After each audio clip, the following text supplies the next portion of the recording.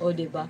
So, yung mga bata na nakasalubong ko, idol, idol, idol, hindi na sila nagmami. Yung mga bata sa ating mga kasilinganan, magmami-mami man yan sa akin kasi magbibigay tayo ng chocolate pag nakasalubong natin kasi ganyan. So, hindi na nagmami. Nagsabi na sila, idol, idol, idol. O, diba? So, that means nanonood sila ng video natin. Huwag natin isipin ang negative. So, positive lang. Kasi binoboli ka ng iyong mga tao. So, meaning, nanonood yan ng iyong video. Isipin mo na lang ang positive, huwag negative. Oo. Meaning, nanonood siya. So, viewer siya. O, diba? Balik tayo sa ating topic, mga idol, ang tungkol sa pagsali ng mga grupo. So, 20 minutes time ay mag-end na po ang ating live. Kaya, makinig kayo, manood kayo sa ating Was Live kasi napakagandang talakayan. Kasi yung amiga ko noon ay binubuli siya ng kaniyang kaibigan. Oo, sa isang grupo na sinasalian niya ng mga Zumba team, sinisiraan siya. Nagsabi yung demonyetang babae, sabi niya, yung babaeng yan ay mentally retarded yan. So, siyempre, yung mga kagrupong iba na hindi kilala yung kaibigan ko ay naniwala. So, ilang buwan ang nangyari, nagkaanak siya ng mentally retarded din. Kaya huwag tayong mang-aapi ng mga kapwa natin, lalong-lalo na kung hindi ka inaano. Wala ka hilabti niya, imong hilabtan, gabaan jud ka anak day. Mindanawan girl, good morning, wawang cute naman. So, palagi po akong nanonood sa imong video. Oo. Mas lalo jud na akong gitangkilik ang mga Bisaya nga mga kanang video, mga idol.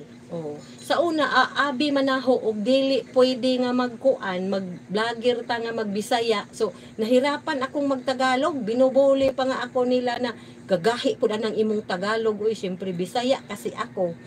Nang lumabas na yung maraming mga vlogger na Bisaya din na nag-success dito, nagbalik ako sa Bisaya.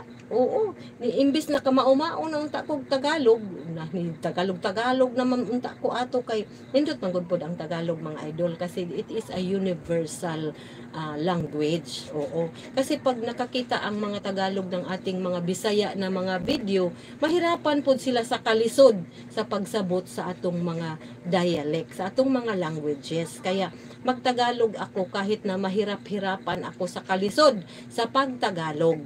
O, diba? It's a very simple logic. Pero balik tayo sa grupo kasi gisugo man ko ni Mita nga ang atong topic karon tungkol sa mga join groups dito sa Facebook. Pero para pud makarelate ang atong mga kaigsuunan nga nananaw, na nanonood, na hindi reelers, kahit nasa ordinaryong grupo, libak-libak grupo, mayroon man niyang libak-libak grupo. Oo, hindi yan mawawala. Maritisan grupo. Kung makikita ninyo na parang ang inyong Marites Group of Company ay parang nasapawan ka na, dapat na gisira, maninira na nga yung grupo ninyo, ay sisiraan ka pa, ay aalis ka na, leave group agad. At magbuo na din ng isang bagong grupo. Kung hindi ka masaya sa inyong grupo, kahit na grupo ng mga simple, so set aside natin ang political, kasi hindi yan kasali. So, kung grupo man lang, grupo ng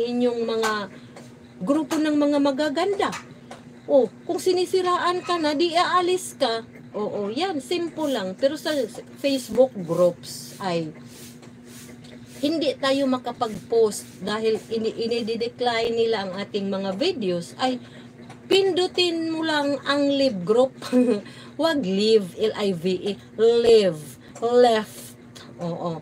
Katulad ng ako, mayroon akong Zumba team, di nag-left group ako, o di nag-jogging ng sarili.